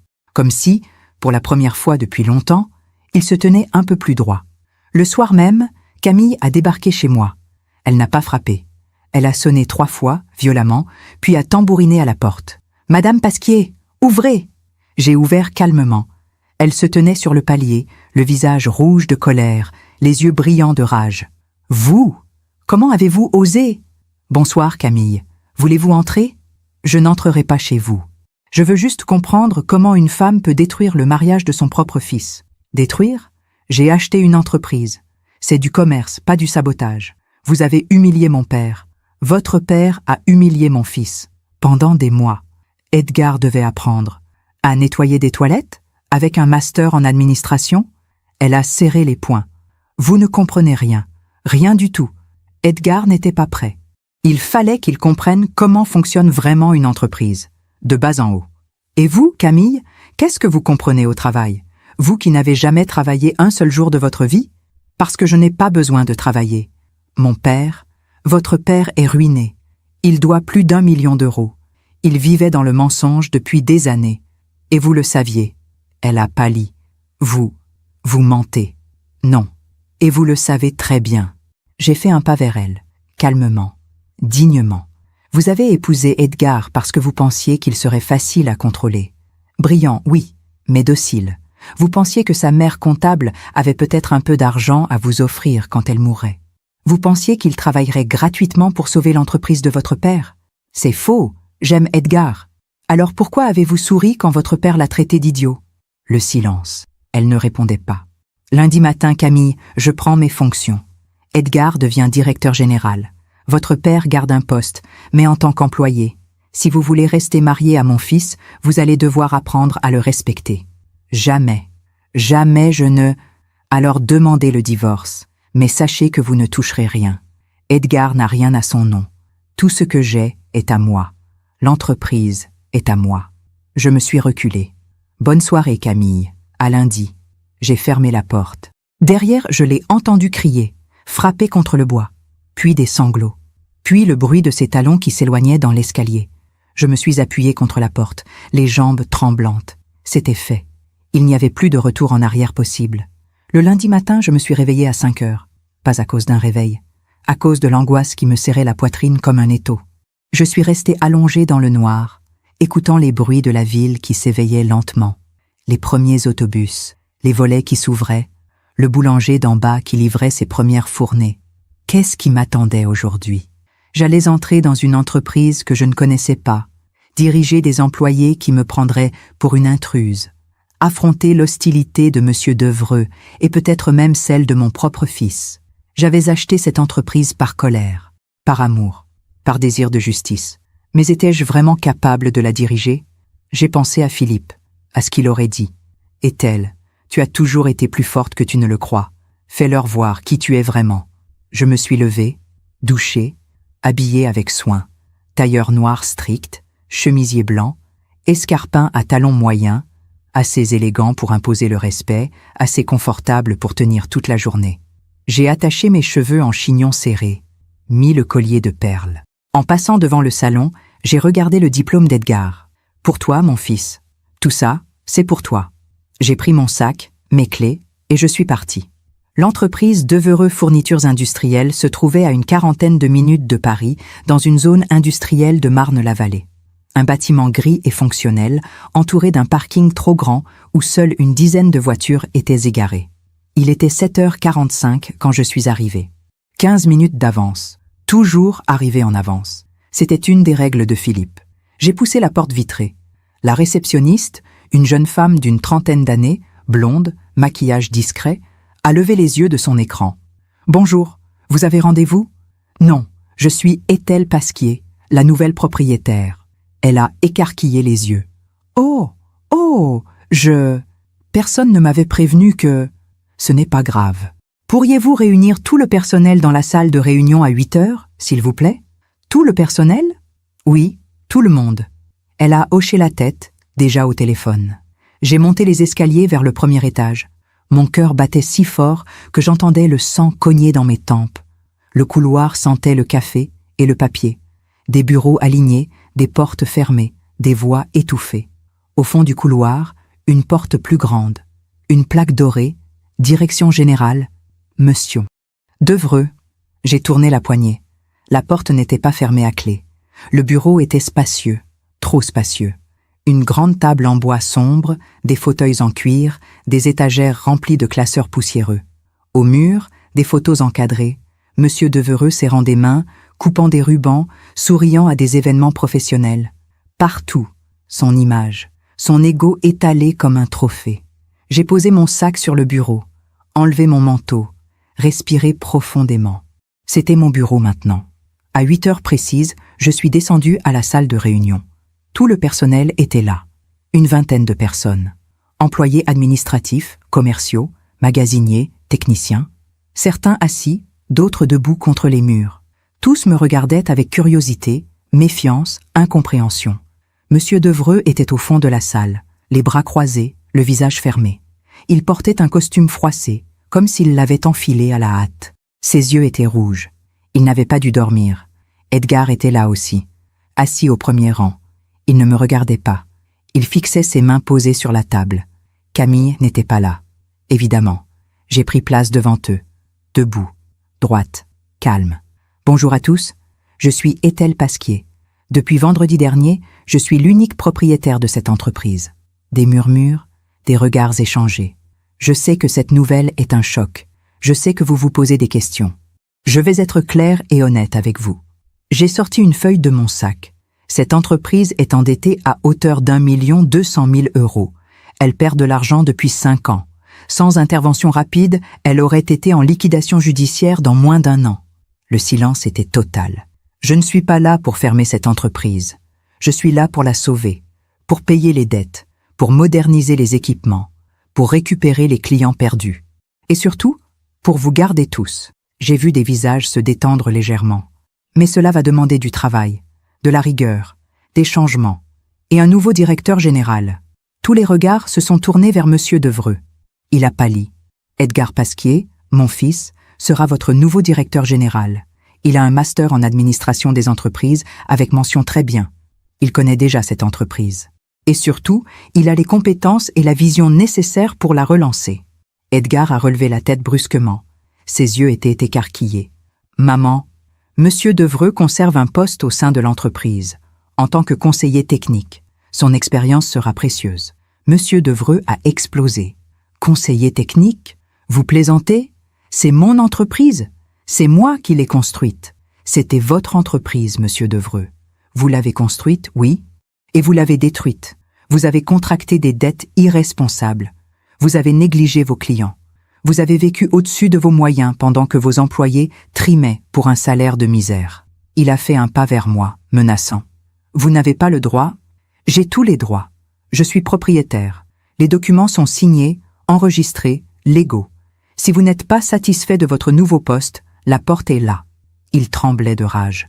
Vous faites ça par vengeance. Parce que votre fils? Parce que mon fils a été traité comme un chien. Parce que vous l'avez mis à genoux avec une brosse à toilette, alors qu'il a plus de diplôme et d'intelligence dans son petit doigt que vous n'en aurez jamais.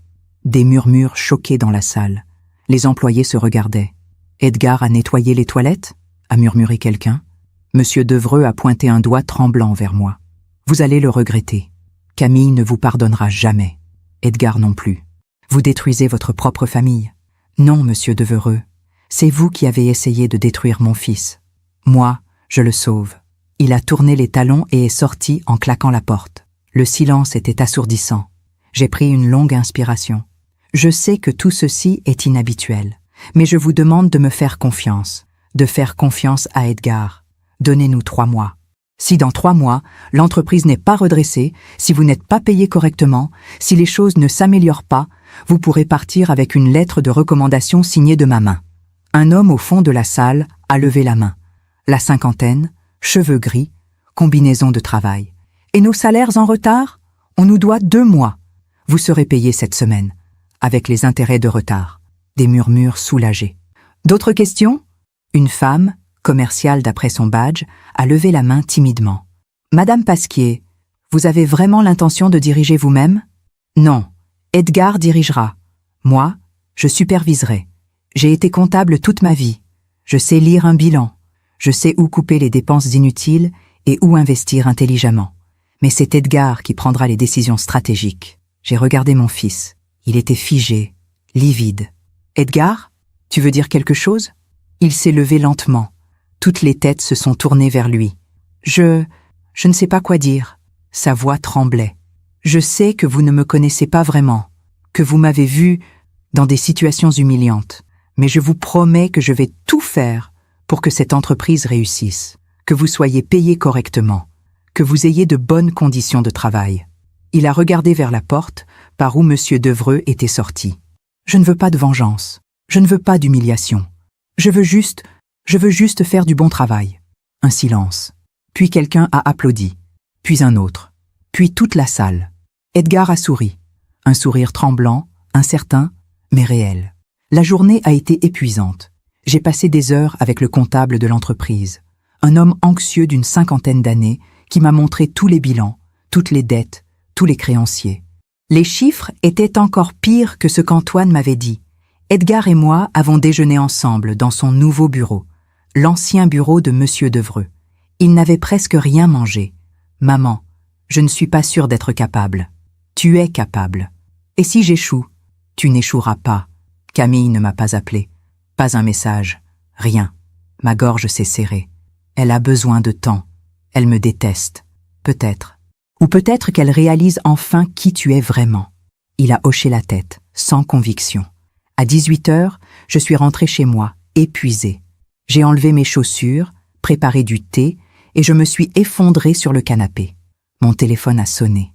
Un numéro inconnu. « Allô? Madame Pasquier ?» Une voix de femme, froide, autoritaire. « Oui? Ici, Madame Devreux, la mère de Camille. » Mon cœur s'est serré. « Bonsoir, madame. Je ne vous appelle pas pour échanger des politesses.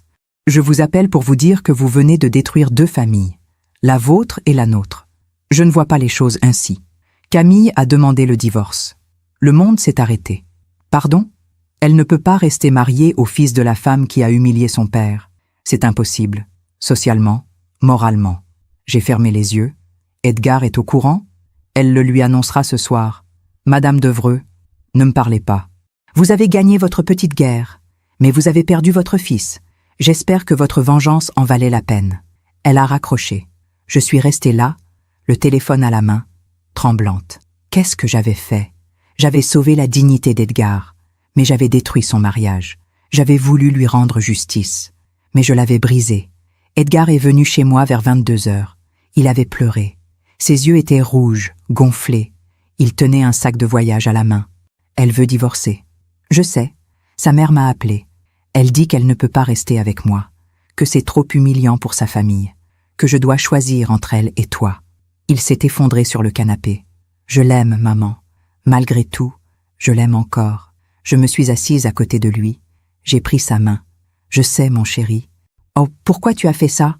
Pourquoi tu ne m'as pas laissé gérer moi-même? Parce que tu étais en train de disparaître. Parce que je t'ai vu à genoux et que j'ai compris que si je ne faisais rien, tu te perdrais complètement. Et maintenant, j'ai tout perdu. Non, tu as perdu une femme qui ne te respectait pas, mais tu as retrouvé ta dignité. Ma dignité ne me réchauffe pas la nuit, maman. Il s'est levé. Je vais dormir ici ce soir, dans ma chambre, comme quand j'étais petit, si ça ne te dérange pas. Ça ne me dérange pas. Il est parti dans sa chambre, la chambre que j'avais gardée intacte, ses livres, ses posters, son lit étroit. Je suis restée dans le salon, seule, avec ma tasse de thé froid et mon téléphone silencieux. J'avais gagné une entreprise, mais j'avais perdu mon fils, et je ne savais pas si je pourrais jamais le récupérer. Les 3 mois qui ont suivi ont été les plus difficiles de ma vie. Plus difficiles même que les mois qui avaient suivi la mort de Philippe, parce qu'avec Philippe, la douleur était claire, nette. Je savais que je pleurais un homme bon, un mari aimant, un père dévoué. Le deuil avait un sens, mais là, je ne savais pas ce que je pleurais exactement. Le mariage de mon fils? Oui, mais aussi l'illusion que j'avais eue. L'illusion qu'on peut sauver quelqu'un malgré lui. L'illusion que l'amour d'une mère suffit à tout réparer. Edgar vivait chez moi, dans sa chambre d'enfant. Il partait tôt le matin pour l'entreprise et rentrait tard le soir. Nous dînions ensemble en silence. Il mangeait peu, parlait moins encore.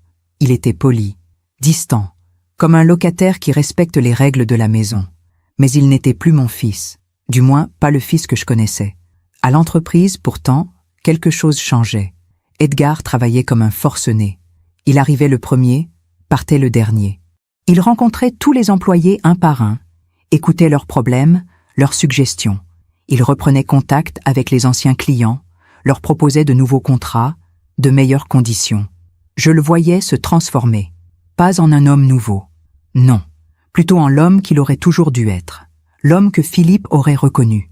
Il avait restructuré les équipes, modernisé les processus, négocié avec les fournisseurs pour obtenir de meilleurs prix. En 2 mois, il avait récupéré 3 gros clients que M. Devreux avait perdus. Les employés commençaient à lui faire confiance, à le respecter. « Votre fils est impressionnant », m'avait dit le comptable un après-midi. Il a un vrai talent pour ça, un sens stratégique que je n'avais jamais vu chez M. Devreux.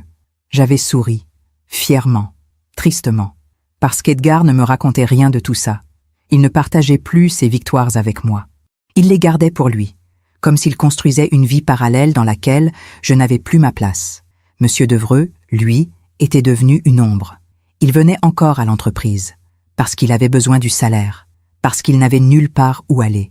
Mais il n'était plus rien, un employé comme les autres, moins respecté encore. Il travaillait à l'inventaire, vérifiait les stocks, remplissait des tableaux Excel, des tâches administratives basiques qu'on aurait pu confier à un stagiaire. Je le croisais parfois dans les couloirs. Il ne me regardait jamais. Il baissait les yeux, serrait les dents et continuait son chemin. Un jour, je l'ai vu dans la salle de pause, seul, devant une machine à café qui ne fonctionnait plus. Il appuyait sur les boutons mécaniquement, encore et encore, comme s'il ne comprenait pas pourquoi rien ne se passait. J'ai hésité, puis je me suis approché. Elle est cassée depuis hier. Edgar a commandé une nouvelle. Il s'est raidi, n'a rien dit. Monsieur Devreux, qu'est-ce que vous voulez? Me voir ramper? M'excuser? Non, je voulais juste... Vous avez gagné, Madame Pasquier. Vous avez eu votre vengeance, mon entreprise, ma dignité, ma fille qui ne me parle plus. Vous avez tout pris. Je n'ai jamais voulu... Vous ne vouliez pas quoi? Me détruire? Alors pourquoi vous l'avez fait? Il me regardait enfin. Ses yeux étaient rouges, vieillis, épuisés. Vous savez ce qui est drôle? Je pensais vraiment aider Edgar. Je pensais qu'il devait apprendre l'humilité, que son diplôme ne suffisait pas, qu'il devait comprendre que le monde réel n'est pas l'université. Il a ri amèrement. Mais j'avais tort. Vous aviez raison. Edgar est brillant. Il a sauvé cette entreprise en 3 mois, quelque chose que je n'ai pas réussi à faire en 30 ans. Sa voix s'est brisée. Et maintenant, je travaille pour lui, pour le fils de la femme que je méprisais. C'est ça, la justice, Madame Pasquier? Non, c'est ça, le karma. Il a hoché la tête lentement. Oui, le karma. Il est parti, les épaules voûtées, les mains tremblantes. Et moi, je suis resté là, debout, devant cette machine à café cassée, avec un sentiment étrange dans la poitrine. Pas de la satisfaction, pas de la joie, de la pitié, parce que M. Devreux n'était plus un monstre. Il n'était plus un tyran. Il était juste un vieil homme qui avait tout perdu à cause de son orgueil. Et je savais exactement ce que ça faisait. Un soir, 3 mois après le rachat de l'entreprise, Edgar est rentré plus tôt que d'habitude. Il s'est assis à table. J'avais préparé une blanquette de veau, celle qu'il aimait autrefois. Il en a mangé quelques bouchées en silence. Puis, il a posé sa fourchette. « Maman, il faut qu'on parle. » Mon cœur s'est serré. « D'accord. Je vais chercher un appartement. » Oh, ce n'est pas que je ne suis pas bien ici, mais j'ai besoin de mon propre espace, de reconstruire ma vie. Je comprends. Il a joué avec sa serviette. Le divorce sera prononcé le mois prochain. Camille ne demande rien. Pas de pension, pas de partage. Elle veut juste partir. Et toi, tu vas bien?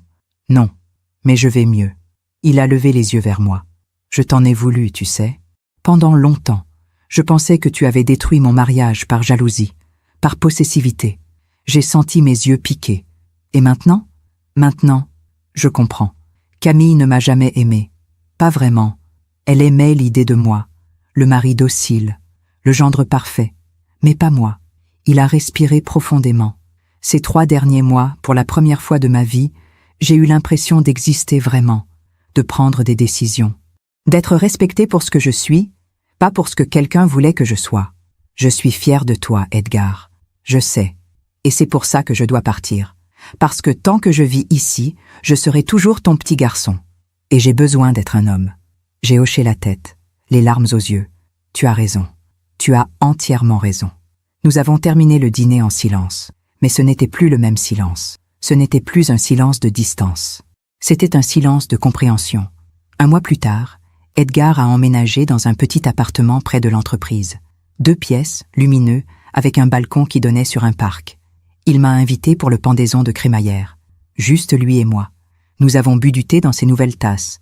Pas en porcelaine, juste des mugs blancs simples. « Qu'est-ce que tu as fait du diplôme ?» m'a-t-il demandé. « Il est toujours chez moi, au-dessus du piano. Je peux le récupérer ? Bien sûr. Je veux l'accrocher ici, dans mon bureau, pour me rappeler d'où je viens. » Il a souri.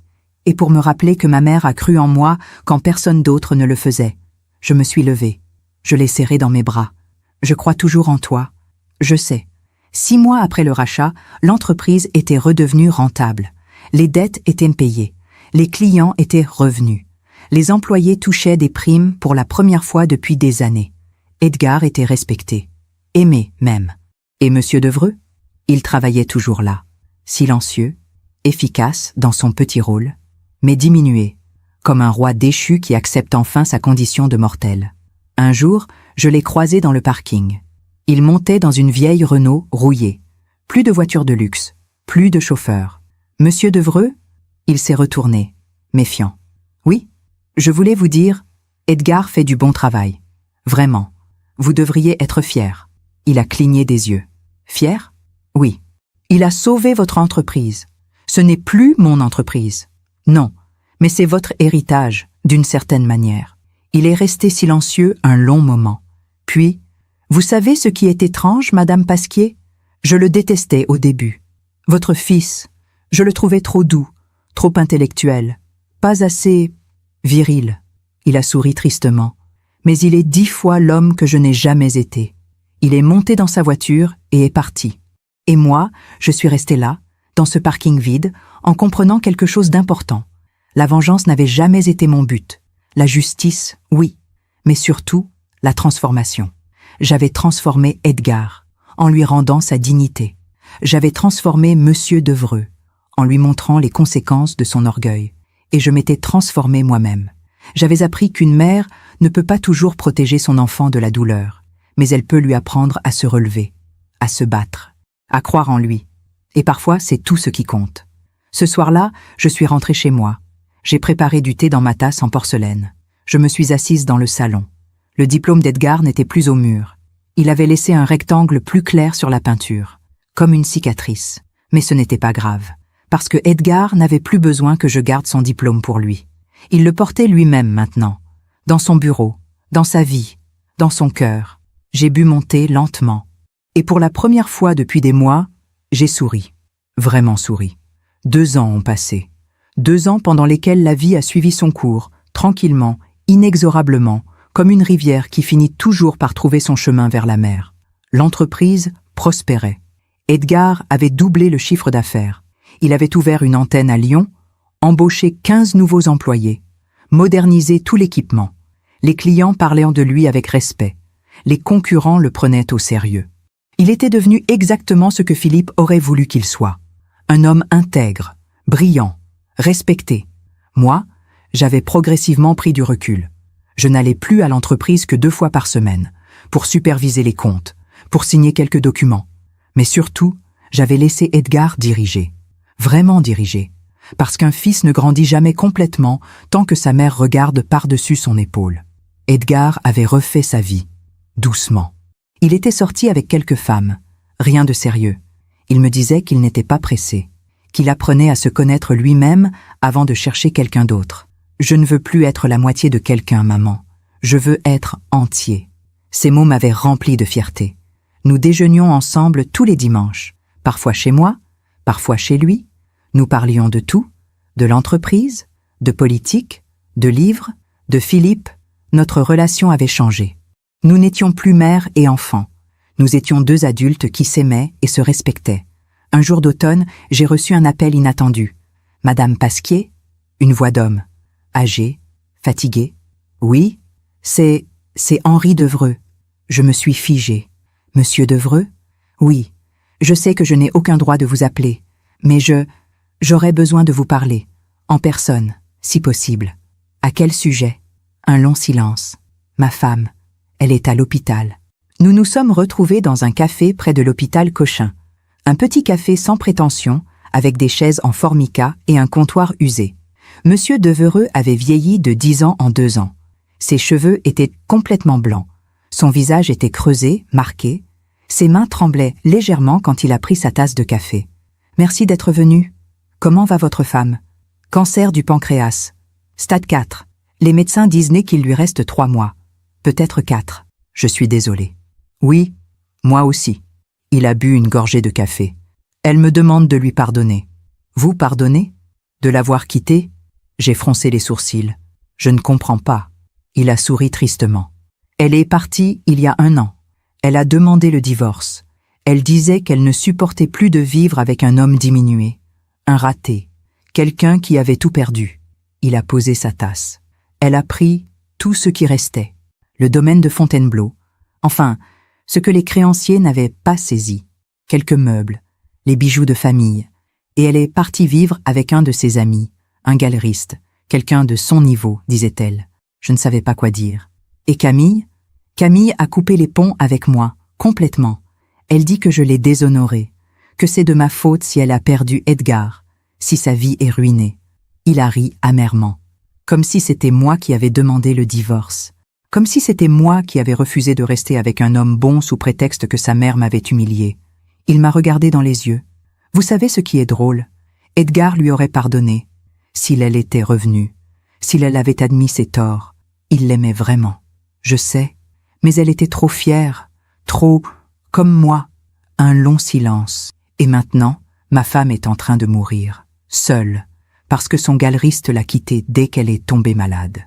Trop compliqué, apparemment. Pas assez glamour. Il a essuyé ses yeux. Elle n'a plus personne. Même Camille refuse de venir. Alors elle m'a appelé. Moi, l'homme qu'elle a quitté, l'homme qu'elle méprisait. Et vous êtes venu. Oui, parce que malgré tout, nous avons été mariés pendant 35 ans. Parce que nous avons eu Camille ensemble. Parce que je comprends maintenant ce que c'est que d'être seul, abandonné, jugé. Il a regardé par la fenêtre. La vie finit toujours par rendre ce qu'on lui donne, n'est-ce pas, Madame Pasquier ? J'ai pensé à cette phrase que j'avais imaginée il y a longtemps, pour une histoire que je n'avais jamais racontée. La vie finit toujours par rendre ce qu'on lui donne. Oui, c'est vrai. Elle m'avait traité de raté, d'homme fini. Et des années plus tard, elle se retrouve dans un couloir d'hôpital, seule, abandonnée par tous ceux qu'elle pensait être ses amis. Il s'est levé. Je ne vous demande rien, Madame Pasquier.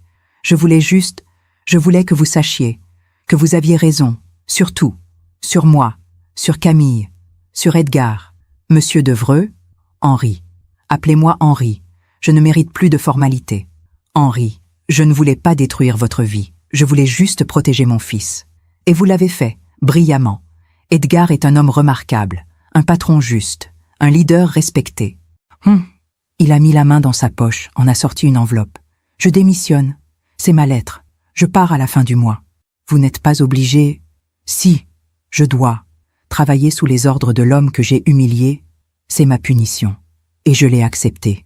Mais maintenant, ma femme a besoin de moi. Pour ces derniers mois, c'est le minimum que je puisse faire. Il a posé l'enveloppe sur la table. Dites à Edgar que je suis désolé. Vraiment désolé. Dites-le lui vous-même. Je ne peux pas. Je n'en ai pas le courage. Il est sorti du café. Je suis restée là avec cette enveloppe blanche, cette lettre de démission et un sentiment étrange dans la poitrine. Pas de triomphe, pas de satisfaction. Juste une profonde tristesse pour tout ce gâchis. J'ai donné la lettre à Edgar le dimanche suivant. Il l'a lue en silence. Madame Devereux est malade ? Oui, phase terminale. Et Camille ? Elle refuse de voir ses parents. Edgar a secoué la tête. C'est triste, tellement triste. Tu voulais lui parler ? À Monsieur Devereux ? Non. Enfin, je ne sais pas. Qu'est-ce que je lui dirais ? Que tu lui pardonnes ? Il a réfléchi longuement. Je ne sais pas si je lui pardonne, mais je ne lui en veux plus. C'est différent. Oui, c'est différent. Il a replié la lettre. Il a raison de partir, de prendre soin de sa femme. C'est ce qu'un homme doit faire. Il m'a regardé. C'est ce que papa aurait fait. Oui, c'est exactement ce que ton père aurait fait. 6 mois plus tard, j'ai appris par une ancienne collègue que Madame Devereux était décédée. Les funérailles ont eu lieu dans une petite église de banlieue. Très peu de monde. Henri Devereux était là, seul au premier rang. Pas de Camille, pas d'amis du galeriste, Pas de cette foule élégante qui fréquentait autrefois le domaine de Fontainebleau. Juste un vieil homme qui enterrait sa femme dans la solitude. Edgar avait envoyé une couronne de fleurs blanches, avec une carte simple, « Toutes mes condoléances, Edgar. » Pas de rancune, pas de reproche, juste de la dignité. 1 an plus tard, j'ai croisé Camille par hasard. C'était un samedi après-midi, au Bon Marché. Je cherchais un cadeau pour l'anniversaire d'Edgar. Elle était au rayon parfumerie, plus mince qu'avant, les cheveux attachés en queue de cheval négligée, un jean délavé et un pull trop grand. Plus de sac Hermès, plus de gants en cuir. Elle m'a vu. Nos regards se sont croisés. J'ai vu quelque chose passer dans ses yeux. De la honte? Du regret? De la colère? Je ne sais pas. Elle a détourné les yeux, a fait semblant de regarder un flacon de parfum. J'aurais pu partir, j'aurais pu l'ignorer, mais quelque chose m'a poussé à m'approcher. Camille, elle a sursauté, s'est retournée lentement. Madame Pasquier, comment allez-vous? Bien, je vais bien. Elle mentait, visiblement. J'ai appris pour votre mère. Toutes mes condoléances. Merci. Un long silence. Edgar va bien? Très bien. L'entreprise prospère. Il est heureux. Tant mieux. Elle a baissé les yeux. Je sais que vous ne me croyez pas, mais je l'aimais. À ma manière. Je vous crois. Elle m'a regardé avec surprise. Vraiment? Oui. Mais vous l'aimiez comme on aime un objet précieux. Quelque chose qu'on possède. Pas comme on aime un être humain. Ses yeux se sont remplis de larmes. Vous avez raison. J'ai tout gâché. Oui, vous avez tout gâché. Je regrette. Tous les jours. Alors dites-le à Edgar. Pas à moi. Je ne peux pas. Il ne voudra jamais me parler. Vous ne savez pas. Vous ne lui avez jamais donné la chance. Elle a essuyé ses yeux. Mon père est mort il y a 3 mois. Crise cardiaque. Je n'étais pas là. Je ne lui avais pas parlé depuis 2 ans. Je suis désolée. Il est mort seul. Dans un petit appartement miteux. Avec pour seule compagnie une photo de moi quand j'avais 8 ans. Elle tremblait. Ma mère est morte en me maudissant parce que je n'étais pas venue. Mon père est mort en espérant que je viendrais. Et moi je suis seule, complètement seule. Vous avez fait vos choix, Camille. Je sais. Et maintenant, je les paie. Elle a pris son sac. Dites à Edgar que... Non, ne lui dites rien. Je n'ai pas le droit. Elle est partie. Et moi, je suis restée là, au milieu du rayon parfumerie, en pensant à cette phrase que j'avais entendue quelque part.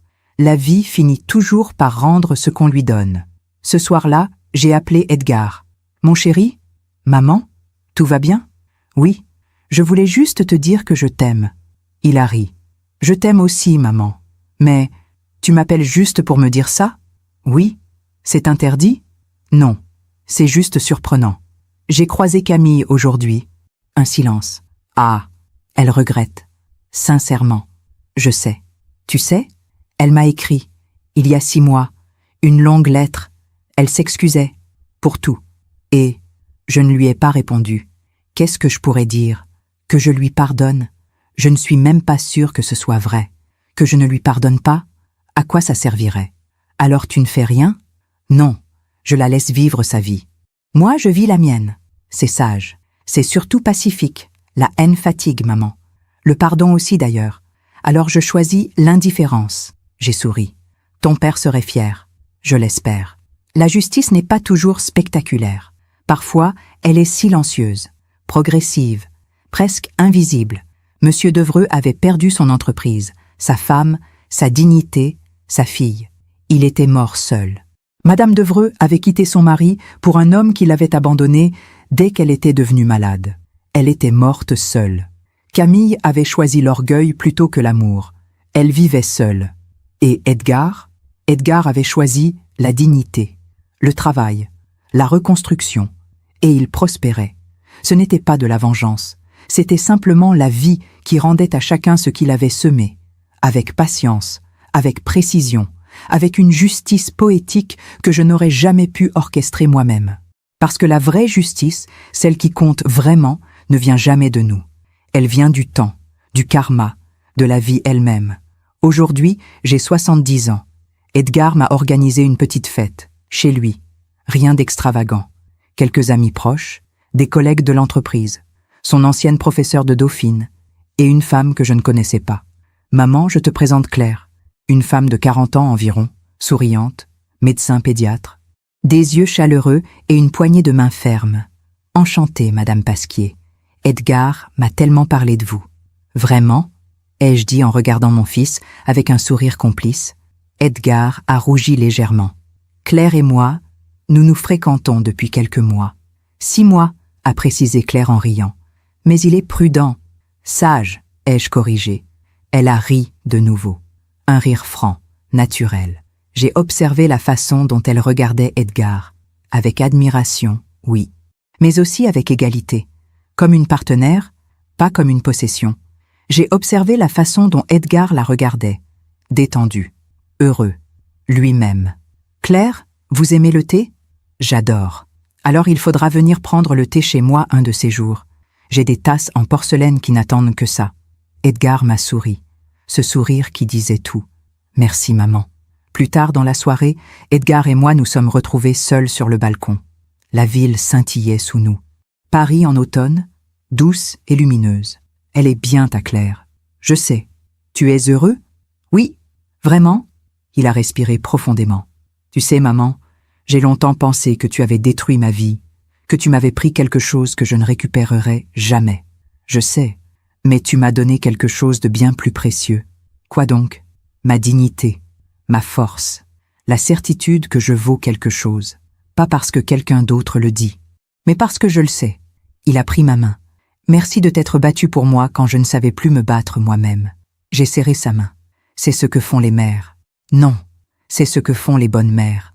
En rentrant chez moi ce soir-là, j'ai repensé à tout ce chemin parcouru, à ce jour terrible où j'avais trouvé Edgar à genoux, à ma décision de me battre, au sacrifice, aux doutes, aux erreurs, au prix que nous avions tous payé, mais aussi aux victoires, à la transformation, à la justice silencieuse qui avait fini par s'imposer. J'ai préparé du thé dans ma tasse en porcelaine, la même que Philippe et moi utilisions autrefois. Je me suis assise dans mon salon. Le mur où était accroché le diplôme d'Edgar est vide maintenant. Mais ce n'est plus une absence douloureuse. C'est juste de l'espace pour autre chose, pour d'autres souvenirs, pour d'autres joies. J'ai bu mon thé lentement en regardant par la fenêtre les lumières de la ville. Et j'ai pensé à toutes ces femmes qui m'écoutent peut-être, ces femmes qui voient leurs fils, leurs filles, leurs êtres aimés se faire écraser par des personnes cruelles. Ces femmes qui se demandent si elles doivent intervenir ou se taire. Ces femmes qui ont peur de tout perdre en se battant. Alors je leur dis ceci. Parfois, le silence n'est pas de la sagesse, c'est de la lâcheté. Parfois, se battre pour ceux qu'on aime coûte cher, très cher. Mais ne pas se battre coûte encore plus cher. Parce qu'on perd quelque chose qu'aucun argent ne peut racheter. La certitude d'avoir tout fait pour ceux qu'on aime. J'ai payé le prix. Edgar a payé le prix. Mais aujourd'hui, il est heureux, fort, respecté. Et moi, je peux dormir en paix en sachant que j'ai été la mère que Philippe aurait voulu que je sois. Une mère qui n'abandonne pas, une mère qui se bat, une mère qui transforme la douleur en dignité. Si mon histoire aide ne serait-ce qu'une femme à ouvrir les yeux, à trouver le courage de protéger ceux qu'elle aime, alors tout cela aura eu un sens. Parce qu'au final, ce n'est pas la vengeance qui guérit. Ce n'est pas l'humiliation de nos ennemis. C'est la certitude d'avoir agi avec dignité, avec amour, avec courage, et de savoir que ceux qu'on aime peuvent enfin se tenir debout, la tête haute, libre. Merci de m'avoir écouté jusqu'au bout. Si cette histoire a touché votre cœur, abonnez-vous et activez la cloche pour entendre d'autres femmes qui ont transformé la douleur en sagesse. Chaque jour, une femme, une leçon de vie. Partagez cette histoire avec quelqu'un que vous aimez. Parfois, une histoire change toute une journée. Que Dieu vous bénisse et à très bientôt.